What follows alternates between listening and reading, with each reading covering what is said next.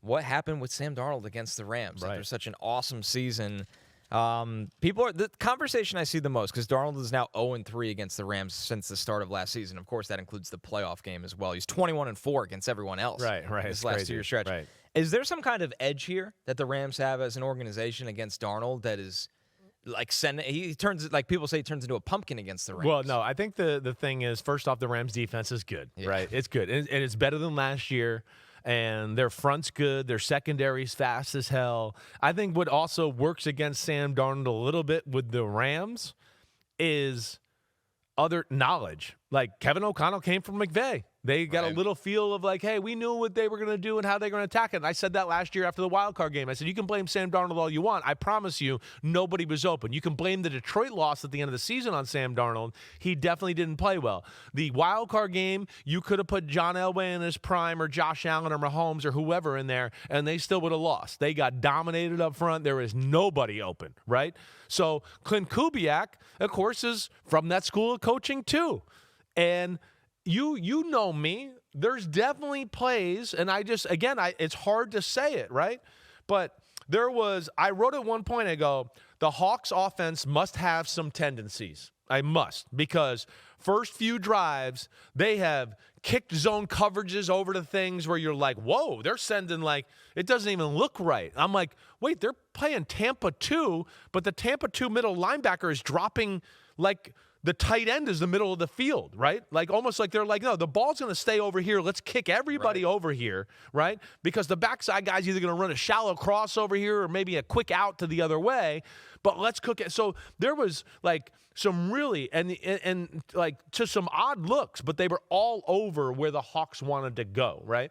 And it's my rule that you've always heard me say. It's just like they dropped a bunch of mother effers right where they were trying to throw the ball. I don't know what coverage that was, but there was a whole bunch of people there, and they knew what the hell was coming. Right. And there was definitely some of that in this football game. When teams do that, yeah, can a coach not quickly be like, okay, we need an outlet somewhere else because the quarterback's going to freeze when he looks there? Like, what's the counterpunch? The counterpunch is it is tough. You got to start going, wait.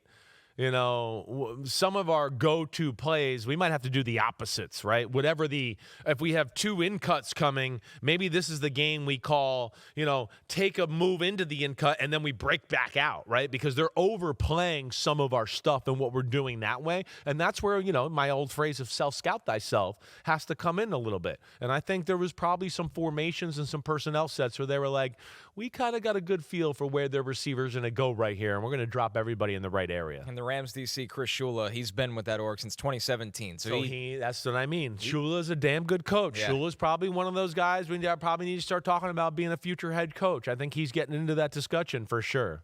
All right, let's break down the first 3 interceptions here because they were all in Seattle territory. So this is just setting up the team in really, really bad spots. The first one, Chris, quarter one. Yep. About 11 minutes left. This is the first drive for Seattle in this game. Second play of the game. Yeah, and it's a 1st and 10. I mean, second play of the game. And I want to state that, the one thing about the Rams, too, they're fast as hell throughout their football team, and they're very good at disguises, right? They really are. Their final, what you see before the snap and what you see after the snap is very rarely the same thing.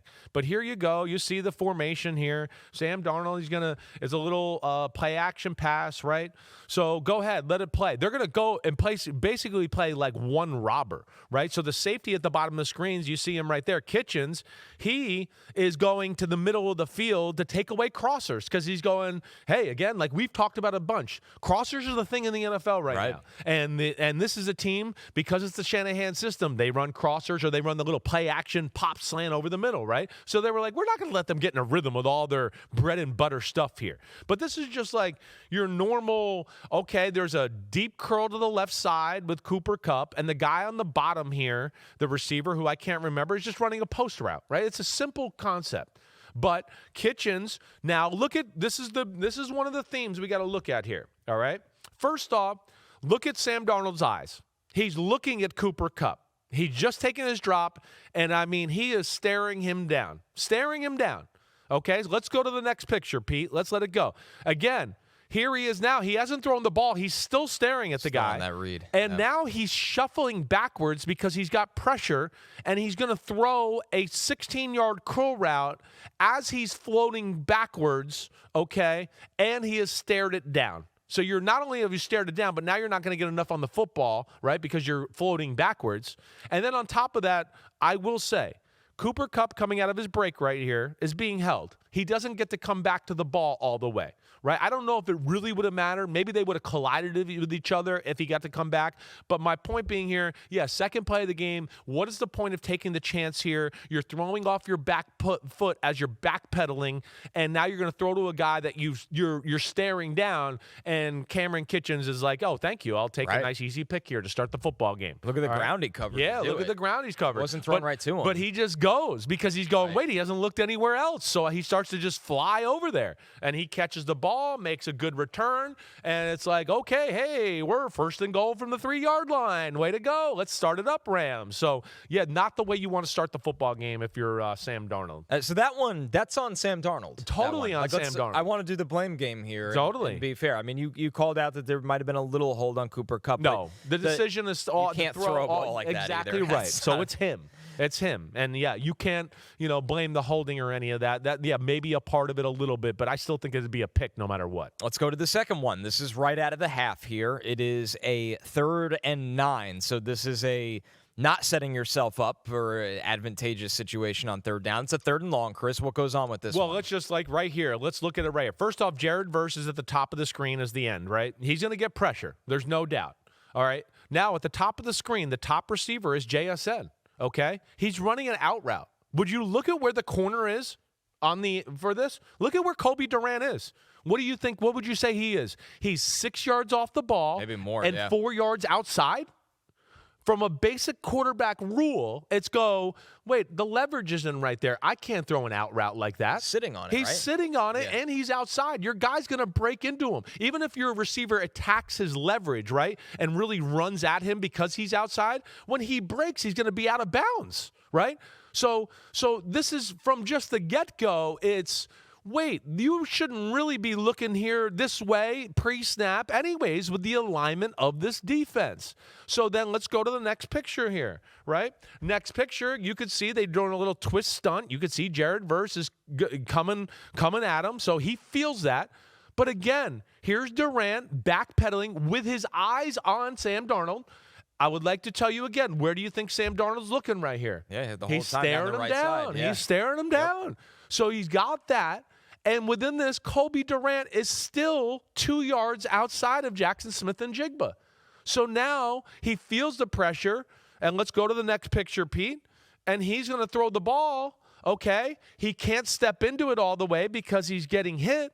Kobe Durant is still outside, and you could see he's in a position of my foot's in the ground, and I'm going to be able to drive on the football, right? And he just makes it's easy.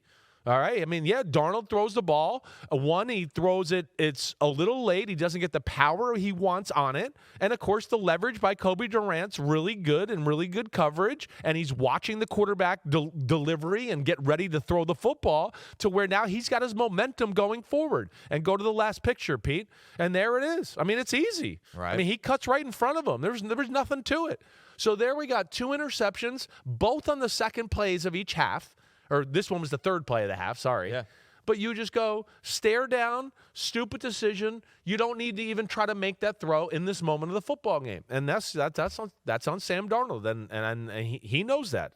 The second one to me, Chris, is the Rams knew exactly what they wanted to do. I mean, the corner is set up perfectly pre-snap. Exactly right. I do think there's some – I think they found some tendencies in this offense where they knew kind of what was coming in certain scenarios. Before we go to the third one, is that an example of when your offense is so one-player-centric, the dangers of it? One-player-centric, one player, and also, they found a rhythm and formations to know his read his reads and how they go, right? I think that's the two things. Like, okay, he's going to run an out route, and then he's going to work across the field, and everybody's going to be coming that way. So let's just play it like that, right? I think they found tendencies with all of that stuff you're talking about, Connor. All right, so the third interception, this is more towards the end of the third quarter. It is 1st and 20 here. Once again, they're in their own territory. So talking about putting your defense potentially in a really, really bad situation, Chris, on this one. It's a 4-man vertical. It's all everybody's running go routes. Jackson Smith and Jigba's on the top. You got Arroyo in the slot on the top right there, right? Is that Barner, the other tight end, doing the same thing? On the bottom here, yeah. Right? Yeah. So it's all four. It's 4 verticals, yep. Right? Now he wants to play up top because it's Jackson Smith and Jigba, right? But within this now, they're playing quarter, half here, right? The bottom of the screen is quarter. See how the safety in the corner are off. And at the top is like cover 2. They're playing like 2 carry because you're going to see Spates, 48, who's covering Arroyo. He's just going to play inside and cover him up the seam. All right, so here you go. Darnold wants to play the top. He wants to throw to Jackson Smith and Jigba. I think he's thinking, wait, the safety will stay inside for the seam route, and Jackson will get off the ball cleanly, and we'll get him in the hole up there, right? All right, so go to the next picture, Pete. So you could see, first off, and I believe this was Emmanuel Forbes up top covering him here. Emmanuel Forbes does a good job of not letting him get a good release, and now he's pushed him into the sideline, and he sees, I believe, this is Cameron Kitchens too, right? Cameron Kitchens' body right now looks like he's going to worry about Jackson Smith and Jigba. He sees that. So he's looking at that body language going, oh, he's worried about Njigba. He's going to get too wide. And now I'm going to have Arroyo going down the middle of the field with Spates, right? 48. But see, this is where safeties that are good know how to show body language to a quarterback and mess them all up. So he's a really good player. Their safeties are good. Yeah. I mean, him and Cameron Curl and their secondary is starting to be damn good, right? It really is. So, okay, and you got Spates who can run. And you can see Spates is in good position to carry Arroyo up the field. So go to the next picture, Pete. Now, within that, right away, see, and again, this is where it goes into staring down people. You can see Kitchens has already changed his body language. Right. I think he saw, he's looking out that way. He saw my body going that way. And he kind of anticipated, oh, he's going to come inside. He got his body right back in a good position. Also, on top of that, Arroyo's not open. I mean, he's not open. He's Spates, with him hip for hip. Hip for hip. Spates is all over it. I mean, you're asking for, even if you throw it in there and the safety's not there, the ball's going to get tipped in the air and jump up in the air and it's going to get intercepted anyways. But again, he just throws it. And now you can see Kitchens is like looking at him like, oh my gosh, is he about to throw it to me again here? And let's go to the next one, Pete. And it's boom. And it's right into Kitchens' chest. Not tip, nothing. Boom, bam. All 4 interceptions are Sam Darnold's. We're not even going to show the fourth. The fourth isn't all that sexy because he's scrambling around. Right. And at the last second, he tries to dump it off to the receiver who's running an under route. And Darius Williams is running the under route too. And he throws it right into his chest. So within all that, yes, it's all on Sam Darnold in this one. There's no doubt about that. He's going to, like we talked about on Monday, going to have to recalibrate how he plays in big game football against really good defenses to a degree. They got to change some things up on the offensive side of the ball. I think they were a little predictable. I think the Rams knew what to expect in a bunch of situations. And then within all of that, they still had 414 yards of offense and kind of controlled the football game, right? And that's what's scary about Seattle. So, yeah, the spotlight's going to be on Sam Darnold. He's played really good, but these big games and everything like that, people are still going to focus on Sam Darnold. 2 things stand out to me from that. One that you were all over from the get-go is the lack of eye manipulation. Exactly. It's all just like as a safety.